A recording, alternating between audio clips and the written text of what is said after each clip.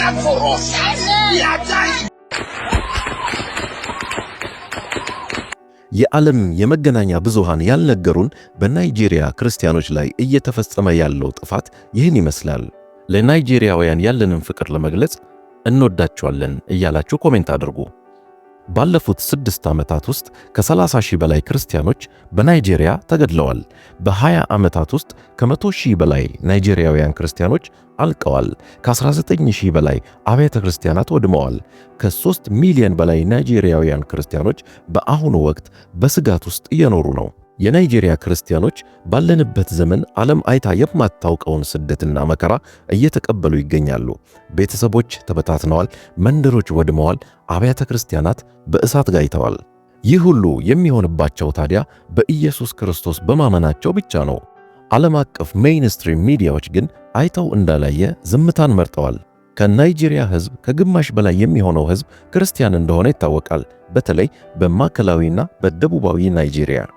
ነገር ግን በሰሜናዊ የናይጄሪያ ግዛቶች አክራሪ ቡድኖች በሚቆጣጠሯቸው አካባቢዎች ክርስቲያኖች በእምነታቸው ምክንያት በተደጋጋሚ ጥቃት ይደርስባቸዋል። ጥቃቱ ከከፋባቸው አካባቢዎች በአንዱ የአንድ አካባቢ ማህበረሰብ በቦኮ ሐራምና በፉላኒ ታጣቂዎች ሙሉ በሙሉ ወድሟል። ቤቶቻቸው ተቃጥለዋል። የቤተ ክርስቲያኖቻቸው መጋቢያን ተገድለዋል። ልጆቻቸውም ታግተው ተወስደዋል። ይህን ሁሉ የሚያደርጉበት ምክንያት ደግሞ የክርስትና ሃይማኖትን ከዚያ አካባቢ ለማጥፋት ነው።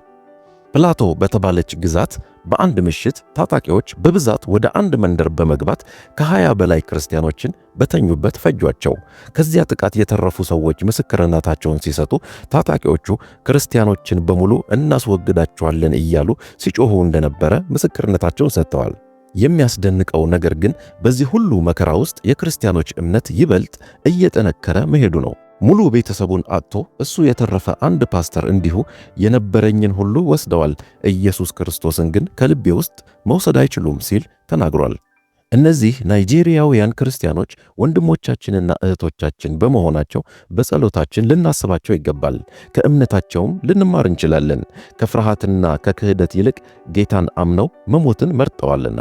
የናይጄሪያ ክርስቲያኖች ፍጅት ከአደገኛ የሃይማኖት አክራሪነት፣ ከመሬት ይገባኛል ጥያቄና ከመንግሥት ቁርጠኛ ውሳኔና እርምጃ ካለመውሰድ ጋር ይቆራኛል። እንደ ቦኮ ሐራም ያሉ አክራሪ ድርጅቶች በክርስቲያኖች ላይ ግልጽ ጦርነት አውጀዋል። እንደ ፉላኒ ያሉ ታጣቂዎች ግን በአብዛኛው በእርሻ ሥራ ላይ የተሰማሩ ክርስቲያኖችን በማጥቃት ይታወቃሉ። የናይጄሪያ መንግሥት እንደነዚህ ያሉ ለጥቃት የተጋለጡ አካባቢዎችን መጠበቅ ባለመቻሉ ዓለም አቀፍ ወቀሳ እየደረሰበት ይገኛል። ናይጄሪያም ለክርስቲያኖች ሕይወት አስጊ ከሆኑ አገሮች መካከል በቁጥር 1 ደረጃ ላይ ተቀምጣለች። የእግዚአብሔር ቃል ደግሞ እንዲህ ይላል፣ ዓለም ቢጠላችሁ ከእናንተ በፊት እኔን እንደጠላኝ እወቁ። ዮሐንስ ወንጌል ምዕራፍ 15 ከቁጥር 18። ስለ ጽድቅ የሚሰደዱ ብፁዓን ናቸው፣ መንግሥተ ሰማያት የእነርሱ ናትና። ማቴዎስ ወንጌል ምዕራፍ 5 ከቁጥር 10። መከራና ስደት የቤተ ክርስቲያን ፍጻሜዋ አይደሉም። በተቃራኒው መከራና ስደት በበዛባት መጠን ቤተ ክርስቲያን ይበልጥ ስትሰፋና ስትጠነክር ነው የኖረችው። አሁን እንኳን በናይጄሪያ ያሉ ክርስቲያኖች በተቃጠሉና በፈረሱ የቤተ ክርስቲያን ሕንፃዎች ውስጥ ሆነው እጆቻቸውን አንስተው እያመለኩ ኢየሱስ ዛሬም ጌታ ነው እያሉ ሲያውጁ ታይተዋል። በስደት ላሉ በናይጄሪያም በመላው ዓለምም ላሉ ክርስቲያኖች ጌታ ጽናት፣ ብርታት፣ እምነትና ተስፋ እንዲሰጣቸው ነፃም እንዲያወጣቸው እንጸልይላቸው።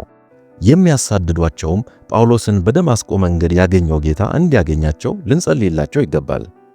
እንደዚህ ደግሞ ባገኘነው አጋጣሚ ሁሉ የናይጄሪያንም ሆነ የሌሎች ክርስቲያኖችን ሰቆቃ በማሳወቅ ድምፅ ልንሆናቸው ይገባል። ከቻልንና መንገዱን ካገኘን ደግሞ እነዚህን ክርስቲያኖች እርዳታ በማቅረብ አብያተ ክርስቲያናቶቻቸውን በመገንባት የሚረዱ የእርዳታ ድርጅቶችን ድጋፍ በማድረግ አንድነታችንን ልናሳይ ያስፈልጋል።